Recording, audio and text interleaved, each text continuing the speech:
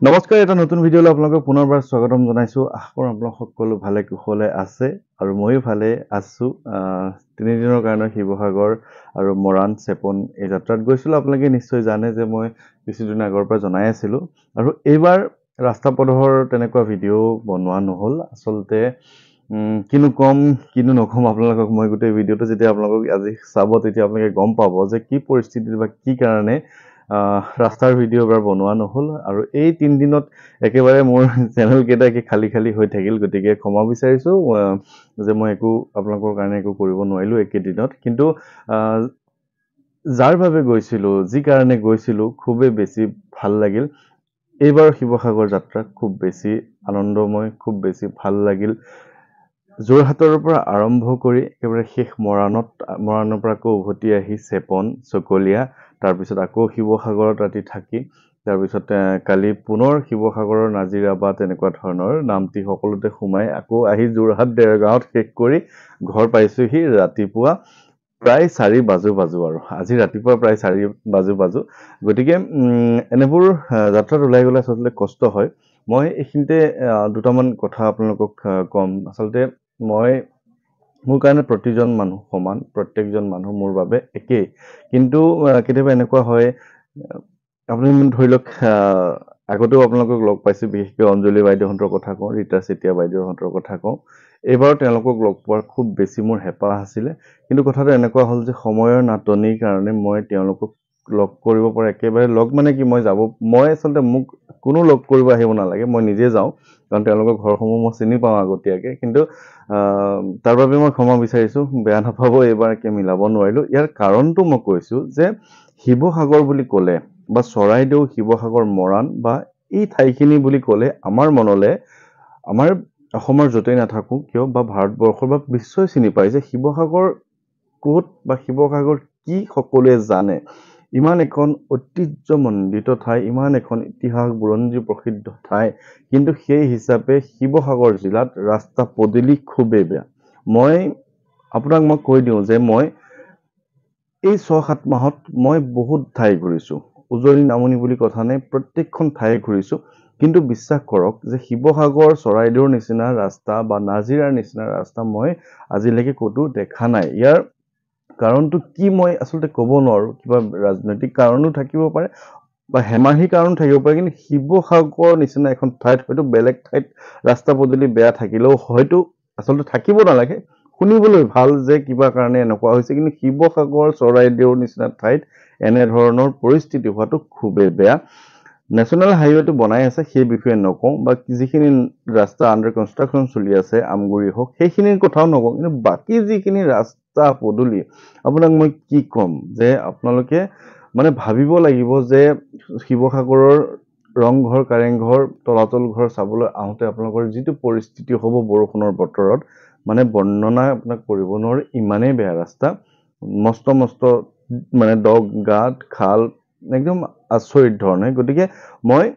শিৱসাগৰ যিসকল লোক আছে তেওঁলোকে মোক বেয়া পাব নালাগে, আপোনালোকৰ মই বদনাম কৰা নাই, আপোনালোকৰ ভালৰ কাৰণে কৈছোঁ। কাৰণ মোৰ ভিডিঅ'টো হয়তো বহুত লোকে চাব আৰু তেওঁলোকে চাই অন্তত এই কথাটো যদি চৰকাৰৰ কাণত বা আপোনালোকৰ যিসকল বিধায়ক আছে, আমগুৰি সমষ্টি, আপোনাৰ নাজিৰা সমষ্টিত আছে, ধৰি লওক দেৱব্ৰত শইকীয়া আছে নেকি, তেওঁ আছে, আৰু ইফালে আছে অখিল গগৈ ডাঙৰীয়া আছে, তেওঁলোক আছে, ইমান এজন ভাল বিধায়ক আপোনালোকে পাইছে, তেওঁলোকে কি কাৰণে কাম কৰা নাই সেই বিষয়ে মই আচলতে গম নাপাওঁ। কিন্তু শিৱসাগৰত এনেকুৱা ধৰণৰ হোৱাটো আচলতে অতি বেছি দুৰ্ভাগ্যজনক। দুখ পাইছোঁ। শিৱসাগৰ চাবলৈ যোৱা লোকসকলে অন্তত মনত দুখ পাব। মোৰ দৰে সকলোৱেতো এনেধৰণে ব্যক্ত কৰিব নোৱাৰে, মই ব্যক্ত কৰিছোঁ আপোনালোকক যে ৰাস্তা পদূলি ভাল হোৱাৰ বহুত বেছি প্ৰয়োজন আছে আৰু সোনকালে আপোনালোকে কৰক, যাতে গৰম বন্ধ আহি আছে, ল'ৰা ছোৱালীসমূহ গোটেই অসমৰ পৰা আপোনালোকৰ শিৱসাগৰ চাবলৈ যাব। গতিকে এইখিনি ধ্যান দিব। আৰু এটা শিৱসাগৰত মোৰ বেয়া পোৱাৰ কথা হ'ল, এইবাৰ কথাটো হ'ল যে তলাতল ঘৰেই হওক বা কাৰেংঘৰ, ৰংঘৰ, যিটো টিকেটৰ ছিষ্টেম,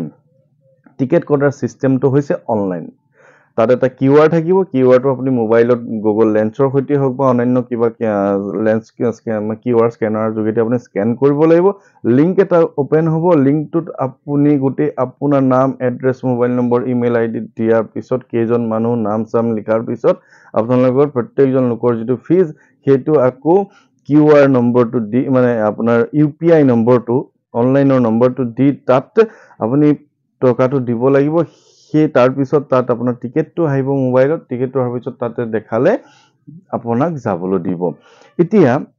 আমাৰ কাৰণে একো প্ৰব্লেম নাই কালি মই লাইভতো কৈছো যে এই বিষয়টোত আমাৰ একো প্ৰব্লেমে নাই কিন্তু যদি মোৰ মা দেউতাহন কিবা কাৰণে বয়সস্থ লোকসকলৰ সৈতে চাবলৈ যায় তেওঁলোকে কিমান এটা ডাঙৰ পৰিস্থিতিৰ সৃষ্টি হ'ব কিমান এটা যিসকল অজলা লোকসকল বা যিসকল একেবাৰে এই স্মাৰ্টফোনৰ প্ৰতি তেওঁলোকৰ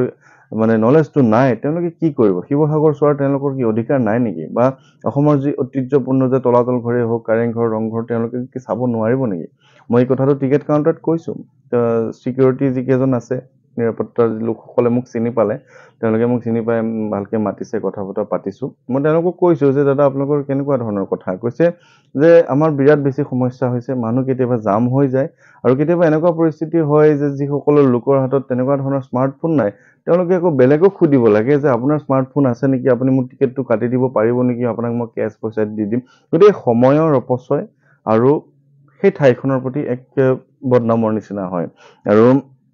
গুৱাহাটী চিৰিয়াখানাতো অনলাইন সিস্টেম আছে যিসকলে অনলাইন কৰিব নোৱাৰে তেওঁলোকে লাইন পাতি টিকেটটো পইচা দি টিকেটটো হাতেৰে ল'ব পাৰে আৰু যিসকলে জানে যে তেওঁলোকে অনলাইন কাটিব পাৰে গতিকে অনলাইন কথাটো সুবিধাজনক কিন্তু সকলোৰে কাৰণে কিন্তু সকলো সুবিধাজনক নহয় আৰু এই দুটা কথা মই অকণমান ৰাস্তা পদূলি আৰু এই অনলাইন সিস্টেমটো মই অলপ দুখ পালো মনত বেয়া লাগিলে কাৰণ এনেকুৱা ধৰণৰ অন্তত শিৱসাগৰত হ'ব নালাগে আৰু মই এইখিনিতে মই আপোনালোকক কম যে যোৰহাটত কালি মই এখন ঘৰত সোমাইছিলো মই গম পোৱা নাছিলো যে তেওঁ এজন বৈজ্ঞানিক হয় ৰিটায়াৰ্ড আৰু তেওঁ সাইন্টিষ্ট হয় তেখেতৰ পত্নীও যিগৰাকী বাইদেউ মোৰ সৈতে বহুত দিনৰ পৰা যোগাযোগ কৰি আছিলে মানে এনেই মোক মাতিব বিচাৰিছিলে বা লগ পাব বিচাৰিছিলে তেওঁলোকৰ ঘৰত যাওঁতে খুব ধুনীয়া এটা ফুলৰ এই বুকে দিছে গতিকে ভাল লাগিছে আৰু বিনু বৰুৱা বাইদেৱে তেওঁ মোক এখন ইমান বেছি সন্মান আপুৰুগীয়া সম্পদ মোক দিলে আচলতে এই জাপিবিধ কাঁহৰ হয় আপোনালোকে নিশ্চয় জানে চাগে মোৰ নাতি পুতি যিমান দিনলৈ যুগলৈ মই ইয়াত থৈ দিব পাৰিম এইবোৰ আপোনালোকে ইমান যে মৰম দিছে সন্মান দিছে খুব বেছি আচলতে ভাল লাগে ৰেণুকা বুঢ়াগোহাঁই বাইদেৱে দিলে এখন খুব ধুনীয়া গামোচা ঠিক তেনেকে মৃদুল কলিতা তেখেতৰ পৰিবাৰ তথা তেখেতৰ ছোৱালী কেইগৰাকী মিলি তেওঁলোকৰ বন্ধু এগৰাকীৰ পৰা খুব ধুনীয়াকে বনাই ৰঙালী বিহুৰ শুভেচ্ছা দিছে এনেধৰণে খুব বেছি ভাল লাগিল এইবাৰ যাত্ৰাটো খুব আনন্দময় আছিল আৰু সকলোৱে খুব বেছি মৰম কৰিলে কিছু বস্তু দেখাব নোৱাৰো ৰঙালাও পানীলাও পৰা আদি কৰি গোটেই মিঠাতেলৰ পৰা আদি কৰি লাৰু পিঠাবোৰ গোটেই গাড়ী ভৰ্তি হৈ আহিছে আপোনালোকে ইমান বেছি মৰম কৰে কিন্তু তাৰ মাজতে দুখজনক এটা ঘটনা হ'ল যে হেমলতা খন্দিকৈ বাইদেউ মোক বহুত দিনৰ পৰা যোগাযোগ কৰি আছিলে তেওঁ ঘৰৰ ঠিক ওচৰৰ পৰা গৈ কিবা এটা লোকেশ্যনৰ খেলি মেলি হৈ গ'ল সময়ৰ খেলি মেলি হৈ গ'ল তাৰপিছত মই তেওঁলোকৰ ঘৰত সোমাব নোৱাৰাৰ কাৰণে খুব বেছি বেয়া লাগিল আৰু আজি ভিডিঅ'টো আচলতে এনেধৰণে বনাইছো আপোনালোকে কেনেকৈ পাইছে মই নাজানো কিন্তু যিহেতু ইমান দূৰলৈ গৈছো তাত গৈ কেনেকুৱা লাগিল মই একেদিনো কিয় ভিডিঅ' দিয়া নাই এনেকুৱা ধৰণৰ কথাখিনি মই আপোনালোকক জনাব আজি বিচাৰিলো খুব বেছি ভাল লাগিল শিৱসাগৰ হওক বা উজনি লোকসকল নামনি লোকসকল তেওঁলোকে মোক ইমান বেছি মৰম কৰিছে মই নাজানো আপোনালোকৰ কাৰণে কি কৰিব পাৰিছো নোৱাৰিছো কিন্তু এইখিনিতে মই এটা কথা ক'ব বিচাৰিম যে মই মানে এতিয়া নাম নকওঁ আৰু আজি ৰাতিপুৱা এটা ফোন পাইছো সেই ফোনটো এনেকুৱা ধৰণৰ যে মই দ্বিতীয় দিনা যিখন ঘৰলৈ গৈছিলো এজন লোকৰ যিখিনি সমস্যা আছিলে তেওঁলোকে বহুত দিনীয়া সমস্যা হস্পিটেল গৈ বিভিন্ন ধৰণৰ সমস্যা ঠিক হোৱা নাছিলে তেওঁলোকৰ আশা আছিলে যে মই গ'লে হয়তো বজৰংগ বাণখন পাঠ কৰিলে তেওঁলোকৰ যিটো মনৰ যিটো মানে অসুস্থতা বা যিটো তেওঁলোকৰ শাৰীৰিক অসুস্থতা কাৰণ তেওঁলোকক বহুতে বেজ বৈদ্যে কৈছিল যে ঘৰখনত কোনোবাই কিবা কৰি থৈছে এনেকুৱা ধৰণৰ বেয়া কিছুমান কথা তেওঁলোকৰ মনলৈ সোমাই আছিলে আৰু মই যেতিয়া তেওঁলোকৰ সৈতে কথা পাতিছিলো তেওঁলোকে দুখত মানে যিগৰাকী আছিলে তেওঁ কান্দিছিলে মোৰ খুব দুখ লাগিছিল মই মোৰ ফালৰ পৰা অলপ পজিটিভ কথা ক'বলৈ চেষ্টা কৰিছিলো যদি তেওঁ দুখ কৰিছিলে তাৰপিছত মই বুজি পালো যে হয় ঘৰখনত এটা নিগেটিভিটি আছে যিটো দূৰ কৰিব লাগিব আৰু মোৰ যিমানখিনি সামৰ্থ্য মোৰ যিখিনি মানে পসিবিলিটি সেই যোগেদি মই তেনেধৰণে বজৰংগ বাণখন তেওঁলোকৰ ঘৰত মই পাঠ কৰিলো আৰু তেওঁলোকে যোৱাকালি ৰাতিয়ে ফোন কৰিছিলে মই কিবা কাৰণে ফোনটো উঠাব নোৱাৰিলো আজি ৰাতিপুৱা খোৱাৰ পৰা উঠি প্ৰথম ফোনটো তেওঁৰ পাইছো যে তেওঁলোকৰ যিটো ঘৰৰ সমস্যা মোক কৈছে যে প্ৰায় সমাধান হৈছে যিখিনি অসুস্থতাৰ কাৰণে তেওঁলোকে ঘৰখনত মানে বহুত দিন মানসিক শাৰীৰিক অশান্তিত ভুগি আছিলে, সেই সম্পূৰ্ণখিনি সমস্যাখিনি দূৰ হৈ গ'ল। গতিকে মোৰ ইমান বেছি ভাল লাগে আচলতে ঘৰ আহি পাওঁতে এনেবোৰ খবৰ দিয়ে আপোনালোকে। আৰু মই কি কৰি আছো, যিসকলে মোক লগ পাইছে তেওঁলোকে জানে মই আচলতে বেলেগ একোৱে নাভাবো, আপোনালোকৰ ভাল হ'বৰ কাৰণে কিবা এটা কৰিছো। আৰু মই ভাবো আৰু মই জানো আপোনালোকৰ ভাল হ'বই, ভগৱানৰ ওপৰত বিশ্বাস ৰাখক, সকলোখিনি ঠিক হ'ব। গতিকে আজি আৰু ভিডিঅ'টো বৰ বিশেষ দীঘলীয়া নকৰো, কওঁতে চাগে বহুত দীঘলীয়া হৈ গ'ল। সকলোৱে কুশল মংগল কামনা কৰিছো, আপোনাক সকলো ভালে কুশলে থাকিব। আজি গাঁৱত বিহু আছে, তালৈও যাব লাগে। গতিকে ইমানতে এৰিছো, ধন্যবাদ।